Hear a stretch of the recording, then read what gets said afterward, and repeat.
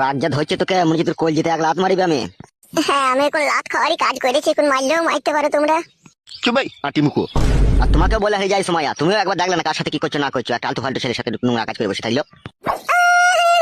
ওই এসে আমাকে করা লেগে মারামারি করতে, আমার কোনো দোষ নাই। সুমাইয়া, মাথার উপরে ভগবান আছে, এত বড় মিথ্যা কথা বললো না। তুমি আমাকে ডেকেছিলে লিবার লেগে, আজকে তুমি সবারই সামনে আমাকে দোষী সাজাইছো। এই বোকাচুদা, পাটা দেখেছিস আমার ক নম্বর? এক লাত মারবো তো 10 নম্বর ছাপ উঠে যাবে তোর মুখে। আবাগো শালোকে গুলি করে দেবো। না বে শালো, 3 লাখ টাকার কেস আছে, গুলি করে দিলে হবে? শুকনো টাকা পাবো, চুপ এখন। শুধু তোমার জন্য কিছু বলতে পারছি না বাবা, নাহলে এখনই ওরা আমি পুটকিতে রিভলভার ভরে দিতাম। চুপ করে থাকবি ওরা, ঠিক আছে? বিচারের মাঝখানে আমি আছি তো, অত রিভলভার মারাচ্ছিস কেন বে তুই? বিচার করতেছি, লেট করা ভালো লাগে না, হয় এসপার নাইলে ওসপার। তাহলে তুই বলতে চাইছিস মার্ডার করবি নাকি? হ্যাঁ, মার্ডারই করা দরকার, তো ও তো রেপ কেসের আসামি, ওর মতো ছেলে লিঙ্গ কেটে ওকে মার্ডার করা দরকার।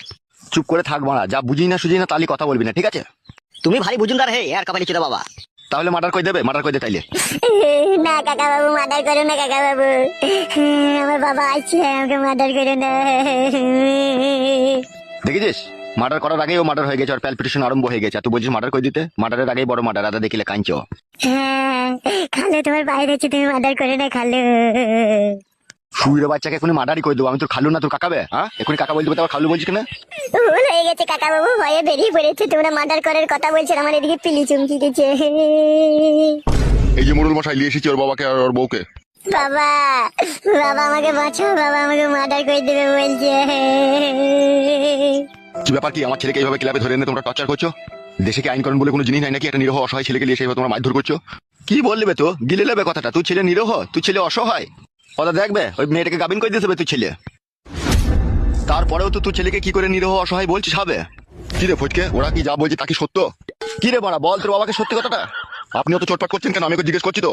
কেলা চুদা, আমি এখানে আছি বলে তুই ছেলেটা এখনো পর্যন্ত বেঁচে আছে বে? জিজ্ঞেস কর তুই ছেলেকে, নাহলে এখনই মার্ডার হয়ে যেতে হবে ও। কেন মার্ডার করে দিবে? মার্ডার করে দিবে, সস্তা তো মার্ডার করে দিবে। তা গাবিন করবে কেন হে আমার বোনকে? তোমার ভাতার গায়ে মারাইছো বা? বাবাইটে চুপ। আর এই যে মশাই, আপনাকে বলছি। হ্যাঁ বলুন। তোমার চোখে কি হাতির লেওরা ঢুকেছে? এই তো আমার পাশে মেয়েটা দাঁড়িয়ে আছে, তোমার ছেলে আগে 3-4 মাস থেকে ওর সাথে কুকাজ করে হাড় ফাড় প্যাট করে দিয়ে বসে আছে। সেই তো জগজিন্ত প্রমাণ। ঠিকই বলছে, তোমার ছেলে আমাকে ভুলিয়ে ভালিয়ে আমাকে গাবিন করে দিয়েছে। হ্যালো সিনাল মাগি, ও তোকে গাবিন করে দিল, তুই গাবিন হয়ে গেলি। তোকে অন্য দিন আগেও গাবিন করেছে, দিয়ে আমার নিরীহ ভাতার উপর দোষ চাপাচ্ছিস তুই। হ্যাঁ গো কালো কুকুর, তুমি থাকতে এরকম হবে? অন্যায় করে ফেলেছে গো, কিছু বলতে পারছি না। তুমি যদি এরকম হাজার হাজার অন্যায় করো, তখন কি হয়? তখন কি হয় মানে? ওইসব আজে বাজে কথা বলো না, ঠিক আছে? এখন যা হবে সেটা করো। হ্যাঁ, তা কি করতে হবে শুনি?